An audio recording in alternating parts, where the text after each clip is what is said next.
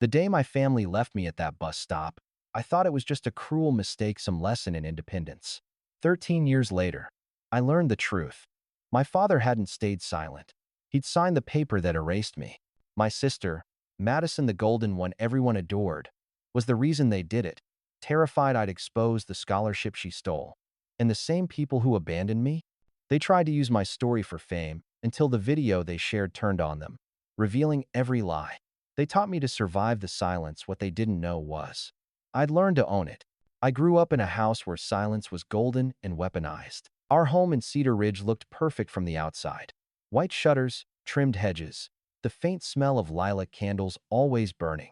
Inside, perfection was law, and my mother was the judge. Diane Carter believed image was everything.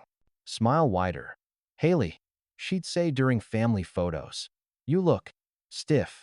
She'd move me an inch to the left out of the center, out of the frame, then wrap her arm around my sister. Madison, the golden girl with teeth made for magazine covers. The flash would go off, freezing a lie that would last decades. At dinner, the silverware always matched. The conversations never did. Mom filled Madison's plate first: roast chicken, mashed potatoes, green beans neatly lined. Mine came after, thinner portions, as if love could be rationed. You're so independent, she'd tell me. The way she said it felt like a curse, not a compliment. Dad would clear his throat whenever I tried to speak. His hand shook a little as he passed the salt. Let's not ruin dinner, he'd whisper. That was his mantra. Don't ruin the picture. I remember one Thanksgiving when Madison got a new iPod, and I got socks. She squealed. I smiled. The camera flash caught her joy and my restraint. Later that night, I sat by the window, listening to her new playlist leak through the wall, every beat reminding me of what I didn't get. I told myself it didn't matter, but I memorized that sound, the distance between us, and how it felt to be forgotten in my own house. At school, I wasn't invisible, but I was mistaken for someone else's shadow. Teachers called me Madison's sister more than they ever said my name. Madison was the kind who waved to everyone, collected compliments like trophies, and never had dirt under her nails. I liked building things: birdhouses, picture frames, tiny shelves. The smell of sawdust made sense to me. It was honest. You could measure effort, shape it, see it. At home, effort meant nothing unless it looked effortless. One spring, my shop teacher entered my design, a chair with curved edges and carved initials, into the state competition. I won. I came home glowing, holding the blue ribbon like proof I existed. Mom was on her laptop, Madison beside her taking selfies. I told them. Mom glanced up, smiled faintly, and said, "That's wonderful, honey. But let's keep it simple. People might get confused if they think Maddie didn't win this time." A week later, she posted a photo of the chair online. The caption read, "So proud of our Madison for winning first place in design." I stared at the screen until the words blurred. "It's just social media," Mom said when I confronted her. "We need to stay consistent." I didn't understand what consistent meant back then, but it sounded like erased. There were other small wounds that built up, tiny splinters you don't notice until they bleed. Madison would borrow my clothes, spill coffee on them, and laugh. "You should thank me," she'd joke. "At least they're getting some attention." Mom would laugh too. Dad would pretend not to hear. Then came the summer before senior year. I worked double shifts at the diner to save money for college applications. Madison got a full scholarship. Well, that's what Mom said. I didn't question it. I handed over the cash I'd saved, thinking I was helping the family. A week later, Madison posted pictures from a music festival in California, wearing the jacket I thought I'd bought for my first day of college. "Gift from my amazing parents," her caption read. I remember scrolling through the comments, the word "perfect" appearing again and again. One night, I overheard Mom on the phone, her voice low and sharp. "If she tells anyone, the whole thing collapses," she said. I didn't know who she meant, but the next morning, Madison wouldn't look me in the eye. That silence between us, tight, heavy, told me everything. Still, I kept my head down.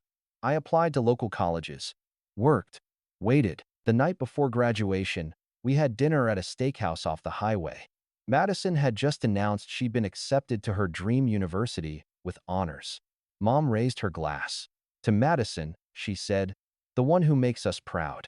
Everyone laughed, even Dad. I forced a smile. My steak went cold. When Mom turned to me, she lifted her glass again. And to Haley, for finishing. That line hung in the air like smoke. I swallowed it with water that burned like whiskey. That was the last night I remember feeling like maybe they'd see me. Maybe after graduation we'd reset. Families fight. They heal. I didn't know yet that some wounds weren't meant to close. Outside, the neon sign flickered. Open 24 hours. I stared at it through the restaurant window and thought, maybe that's what love should be. Always open. No closing time. I didn't know it then. But that thought, the belief that love could be rebuilt, would come back years later, carved into wood. Graduation morning smelled like cut grass and cheap perfume. The sun was already too bright, the kind that exposes every flaw. My cap sat crooked. Mom fixed Madison's first. Smile big, she told her. Sponsors love that energy. I wasn't sure what sponsors had to do with high school, but Madison nodded like she'd been rehearsing for years. When they called my name, I looked out into the crowd, families waving, crying, clapping. Mine stood in the back, motionless, a picture without color. Mom checked her phone. Dad adjusted his tie. Madison fixed her lipstick in a compact mirror. I told myself it was fine, that maybe they just didn't see me. After the ceremony, I tried to find them. Madison was already taking photos with her friends, tossing her cap in the air, like she owned the sky. I caught a glimpse of Mom near the parking lot, arms crossed, smile frozen. Ready? She asked, keys in hand. No hug, no congratulations. Just ready. We drove in silence. The radio played something soft and forgettable. The car smelled like her perfume, sweet, artificial, suffocating. I waited for someone to speak. When we turned off the highway and slowed near the bus stop, I thought maybe we were picking someone up. Then the car stopped. Mom leaned over the seat, her manicured nails glinting in the sunlight. She handed me an envelope. $80, she said. It's a start. You'll figure it out. I laughed, thinking it was a joke. No one laughed back. Wait, what? Madison looked out the window. Dad's fingers tapped the steering wheel, restless. It's for your own good, Mom said. You need to learn independence. The door lock clicked. I opened my mouth, but the air felt thick, heavy with something unspoken. Please don't. I started. The car rolled forward. Good luck, Haley.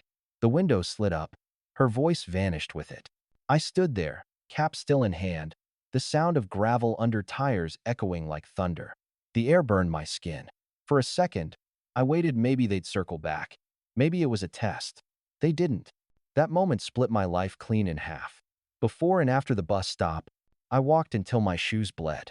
Found a motel a few miles away, Sunny Pines, though there were no pines and nothing sunny about it. The sign buzzed like a dying fly. The clerk didn't ask questions, and I didn't offer answers. The room smelled like mold and cheap detergent. I lay on the bed and stared at the ceiling stains that looked like continents. Somewhere in there, I mapped my new world. For days, I lived off vending machine snacks.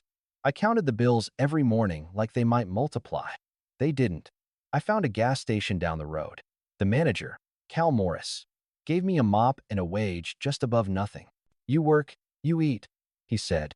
I nodded. That was enough. Cal was older, quiet, the kind of man who said more with silence than most do with paragraphs. He didn't ask about my past. He just showed me how to sweep properly, how to check oil, how to fix the flickering light above the pump. The first week, I burned my hands on a broken coffee pot. He wrapped them with gauze himself. You learn by pain, he said. That's how it works too.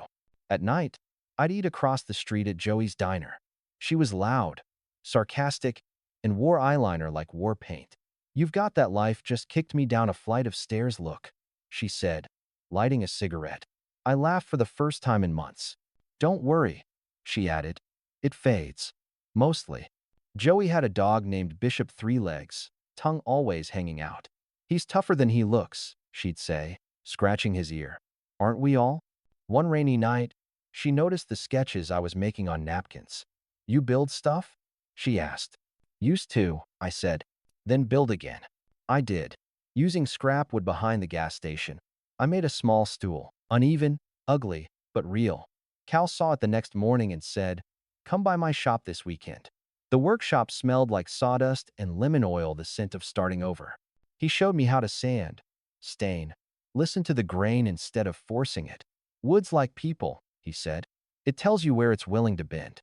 I didn't tell him how much I understood that.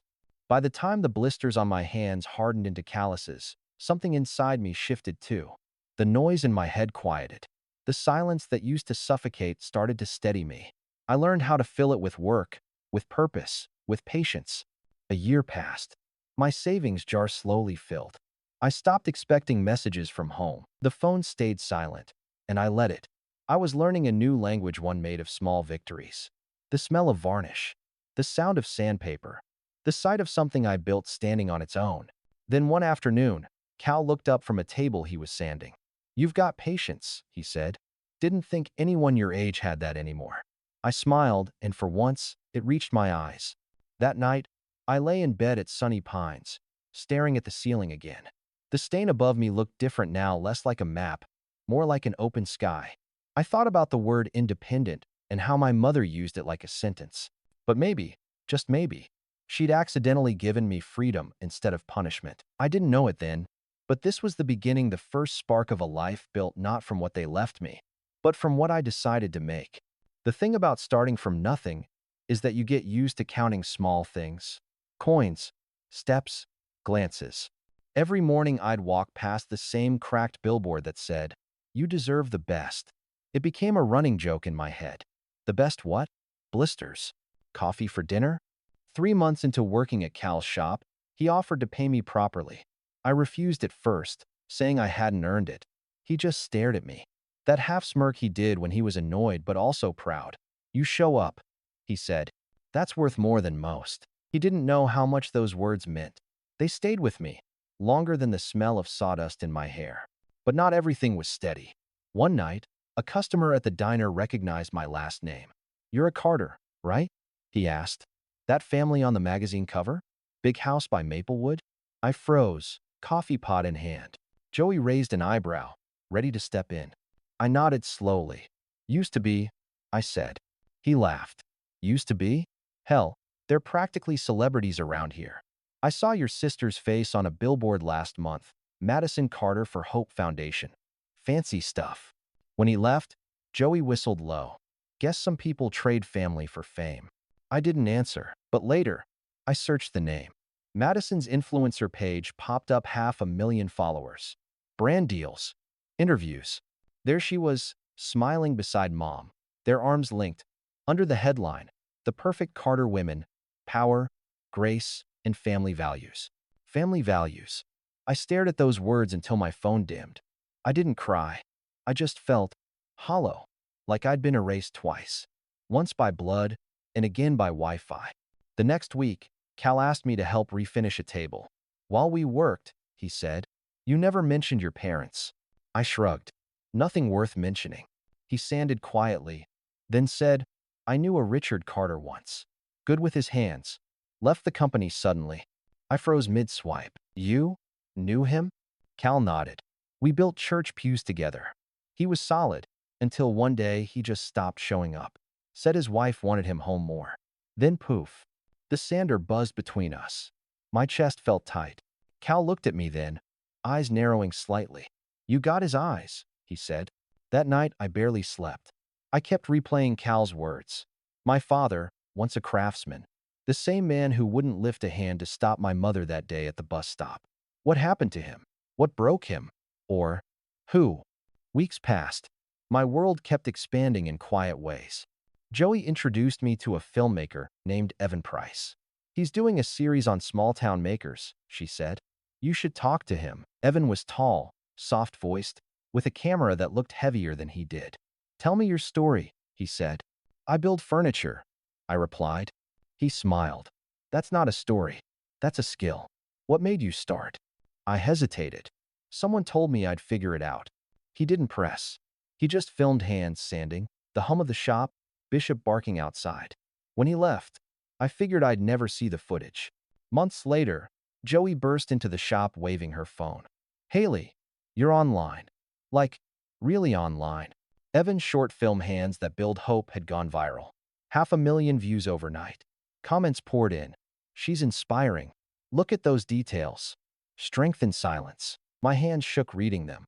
For the first time, strangers saw me and not as someone's leftover. A few days later, a message appeared in my inbox from Diane Carter. The subject line read, "So proud of you, sweetheart." I stared at it for a long time, then opened it. "Saw your little video. You always had that spark. Maybe we could collaborate someday. Family business. Carter Designs has a nice ring to it." Family business. My throat tightened. I closed the laptop and went outside. The rain had started again, steady and cleansing. Joey found me there an hour later. "You look like you just saw a ghost," she said. "Worse," I replied. "I saw my mother. She took a drag of her cigarette. And she wants to collaborate." Joey barked a laugh. "Yeah, sure. After she left you at a damn bus stop?" I didn't answer. I was still shaking, not from sadness, but from the quiet fury of being rewritten into someone else's success story. That night, I stared at the email again, my reflection caught in the dark screen. For years, I'd wanted her to see me, and now that she finally did, it felt like another theft. I hovered over reply and typed one word before deleting it. No. Instead, I whispered it aloud. No to being used. No to being forgotten again. No to being their silence. A week after Mom's email, another message landed in my inbox, this time from Madison. "Hey sis, Mom's planning a little family reunion next month. She really wants you there. Think of it as good PR. You've got quite the following now." PR. That was her word, not mine. My stomach twisted. I'd spent 13 years trying to erase the Carters from my story, and here they were, trying to climb back into it like they'd been there all along. I didn't answer, but I printed the invitation, taped it to my fridge right above Bishop's photo. That same night, Cal called me into his office. "Got something you should see," he said, pulling out a folder. Inside was an old company brochure, Carter and Morris Woodworks. My breath hitched. The photo showed two men shaking hands.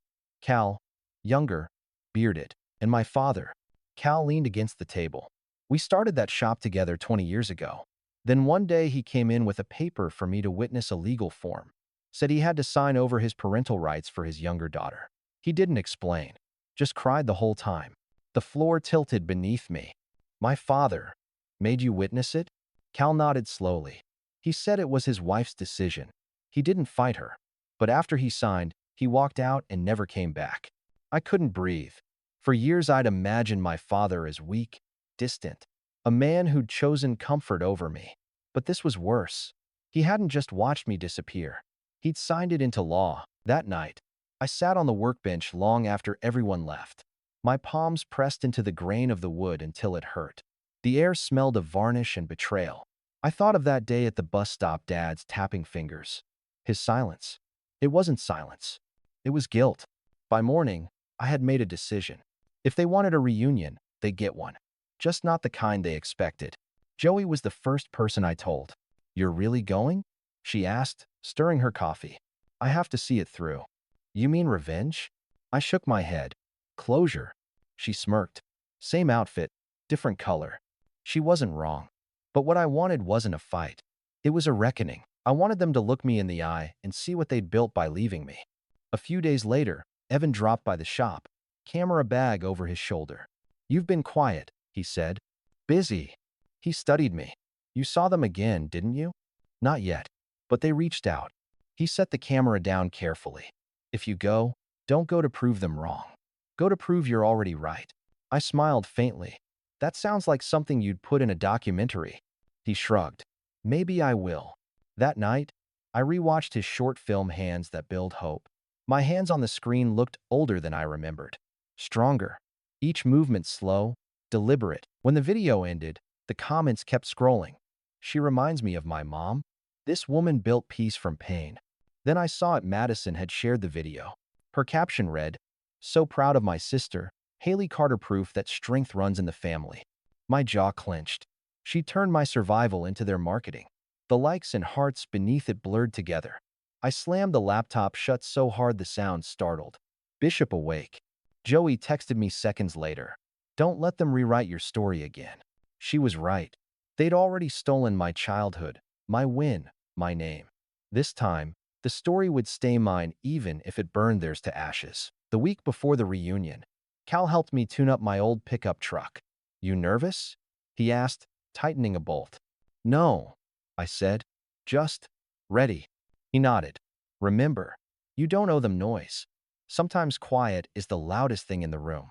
His words sat in my chest like an anchor. On the night before the event, I cleaned the shop alone. The air was heavy with lemon oil and rain. I traced my fingers over the sign above my bench. Break the cycle. For years, it had been a promise. That night, it became a line drawn in oak. When I finally left, I glanced back at the shop lights glowing through the rain, my own lighthouse. The next morning, I stood in front of the mirror, white linen shirt, jeans clean, boots polished, hair tied low. In the reflection, I saw all the versions of myself that had survived the girl at the bus stop, the woman in the workshop, the builder who no longer needed to be seen to exist. I whispered, "Good luck out there," just like my mother once did. But this time, it wasn't a curse. It was a declaration. Because tomorrow, at the reunion, I wasn't going to beg for a seat at their table. I was bringing my own. The park was already crowded when I arrived. Maplewood had never looked so polished. Banners, balloons, a catering tent that screamed sponsorship money. The sign by the entrance read, "Carter Family Reunion, Stronger Together." I almost laughed. Stronger for who? My silver pickup rolled to a stop near the grass. Conversations paused. A few heads turned, eyes squinting as if trying to place me. I stepped out, smoothing the sleeve of my white linen shirt. The logo of Haven Workshop caught the light, subtle but visible. My boots hit the ground with purpose. For a second, all I heard was the rustle of wind through the trees. Then whispers started. Is that? Wait, that's her, the woodworker from the video. I walked slowly toward the tent. Madison was the first to notice. She looked exactly like her Instagram feed. Tan, polished, perfectly undone curls. Her smile froze halfway when she recognized me. "Haley," she said, voice tight. "You made it." "Guess I did." Mom turned, her glass of rosé midair. Her face surgical smoothness and practiced charm cracked at the edges. "Sweetheart," she breathed. "You look wonderful." "Better lighting helps," I said. Dad was there too, older, smaller somehow. He gave a half-hearted chuckle. "Didn't expect you'd come, kiddo." "I didn't expect the bus stop," I replied evenly. The space between us went silent. Even the music seemed to fade. Mom blinked fast, her lips tightening. "That was a long time ago. We were trying to teach you independence. By abandoning me." I cut in, voice low. "You could have tried a textbook first." Her nostrils flared, but she smiled anyway. Cameras were around. She wouldn't risk losing control. "Let's not make a scene," she whispered. "Funny," I said. "You already did. 13 years ago." A few relatives hovered nearby, unsure whether to step in or pretend they didn't hear. Madison looped her arm through Mom's. "Haley, we didn't mean for it to be permanent. You just disappeared." "I disappeared?" My laugh came sharp, cold. "You dropped me off like luggage, Madison." Her face twitched. "You're twisting things." "No," I said softly. "You are." Again. Dad tried to mediate. "Let's all take a breath." But a shout came from near the catering table. "Hey, is this the girl from that video?" Someone asked, holding up a tablet. Every head turned. On the screen, Evan's film played, "Hands That Build Hope." The sound filled the park. The hum of sanding wood. The rhythm of my breath. My voice sang, "I was left behind once. But I learned how to build from that silence." The room, or rather, the lawn shifted. I saw Mom stiffen, eyes darting. Madison stepped forward. "Oh, that's mine," she said quickly. "I shared it online, PR collaboration. Remember?" But the clip didn't stop. It kept playing, Evan's unedited cut. My voice, quieter. "Roar. I was 18. They left me with $80 and a lie." Gasps rippled. Someone dropped a drink. Madison's face went white. "That wasn't supposed to." I met her eyes. No filters this time. Mom's composure shattered. "Why would you say something like that? Do you know what this could do to our reputation?" "There it is," I murmured. "The real family value." Dad's hand trembled. "Haley, please, your mother just wanted." "What?" "A clean story." I turned to him. "You signed the papers, didn't you?" Cal told me. He froze. Color drained from his face. He had no right." "He didn't need it," I said. "I saw your signature." Silence fell like thunder. You could hear the ice melting in glasses. Mom tried to recover, smiling to no one in particular. This isn't the place. It's exactly the place, I said. You built this stage. You hung that banner. You want it stronger together? Well, this is what it looks like when the truth stands on its own. For a long beat, no one moved. Then, quietly, someone clapped. Just once. Then again. It wasn't applause, it was tension-breaking. Madison's eyes glistened. You don't understand, Haley. I was scared.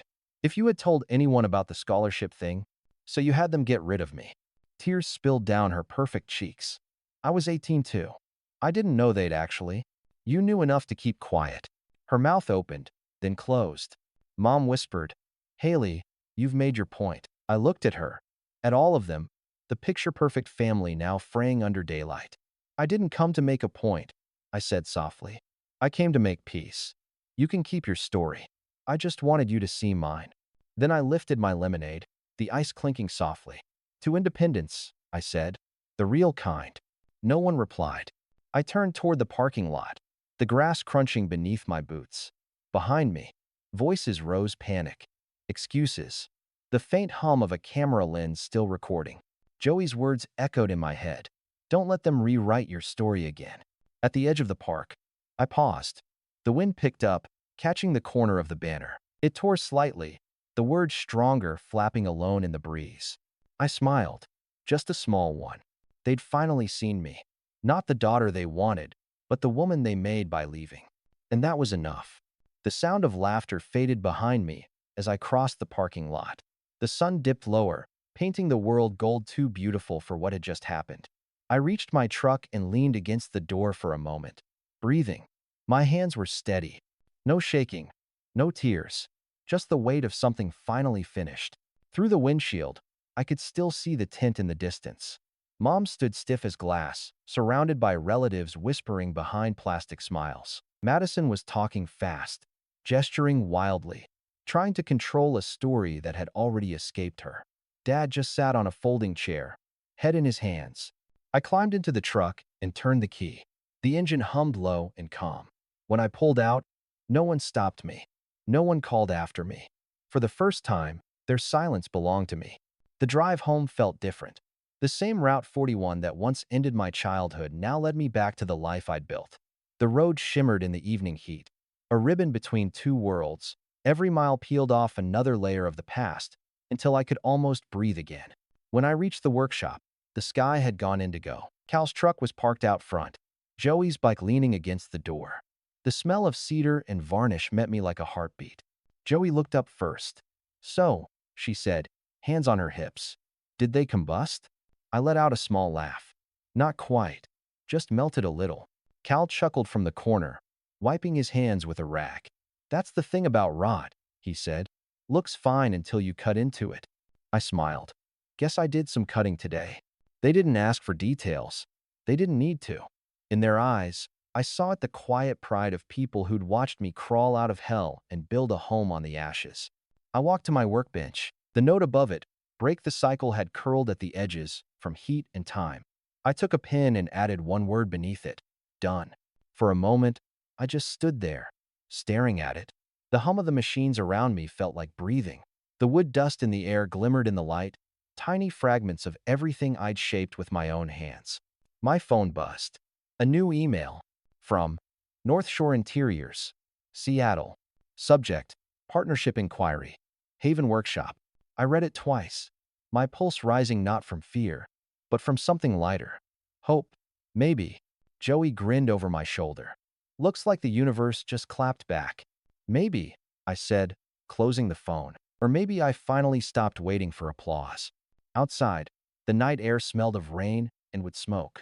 I stepped to the doorway, Bishop limping beside me, tail wagging slow. Across the yard, the sign Haven Workshop glowed faintly in the dark. I thought about the reunion, about their faces when the truth hit. I didn't need revenge speeches or grand gestures. The silence had done all the talking. Because the sweetest revenge wasn't fury, it was peace. The kind that stays when the noise is gone. I brushed a hand over Bishop's head and whispered, "We're home, little soldier." And for the first time in 13 years, the silence around me didn't feel empty. It felt earned. If you've ever stood on the outside of your own family, Wondering what you did wrong, this story is for you. Sometimes the ones who break you are the reason you learn to rebuild. I spent years chasing closure, only to realize peace isn't something they can give, it's something you claim. So, if you've ever been left behind and learned to stand taller because of it, you're not alone. Hit like, share this with someone who needs to hear it, and subscribe. Because stories like mine don't end, they evolve. And this one isn't over yet.